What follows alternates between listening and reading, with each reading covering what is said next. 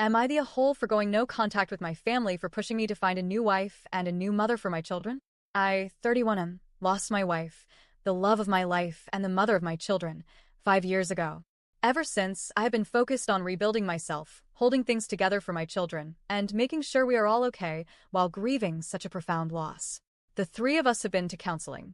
I started therapy shortly after my wife passed, and my kids began attending when they got a little older. They were only 2 and 3 years old at the time of her death. I also returned to therapy last year to deal with some ongoing family issues related to my loss, which is what brings me here today. I have not dated, nor have I had any interest in dating since my wife died. I honestly don't know if I ever will. Right now, it holds no appeal for me, and I don't think that will change anytime soon, maybe ever. During the first year after her death, my family was amazing. They gave us space when we needed it and offered support when it was helpful. They had a good relationship with my in-laws, ILs, as well. But things started to change around the 2-year mark after my wife passed. The first time anyone brought up the idea of me dating again was about 14 months after she died. It was a simple question. Do you feel ready to date? I said no, and it was left at that. However, once the 2-year anniversary passed, the tone changed. I began hearing, "You're still young, you need to get back out there," and similar comments. When I said I wasn't interested, some family members actually turned on my in-laws, accusing them of trying to guilt me into remaining single forever. They suggested that my ILs were pressuring me to stay a grieving widower for life. That accusation was both false and deeply unfair. I corrected them immediately, but the damage was done. The relationship between my family and my in-laws was permanently strained. I decided to step away from my family for a while. I explained to them how their behavior made me feel, and I asked them not to bring up dating again. I told them that if I ever choose to date again, it will be on my terms, not because others think I need to follow some timeline based on my age. Things improved for a while, a couple of years even. But then the topic came up again.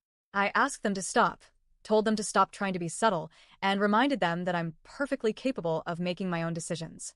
That's also when I went back to therapy, and for a while, the pressure let up again. But then, at a birthday party for my nephew, a couple of family members crossed a major line. They asked my kids directly if they want a new mom. That pissed me off. Luckily, my kids both gave a firm and simple no, which honestly made me laugh a little because the family members looked so shocked. That one-word answer threw them off completely. I packed up the kids and left the party right then and there. Later, I told my family that their behavior was completely unacceptable.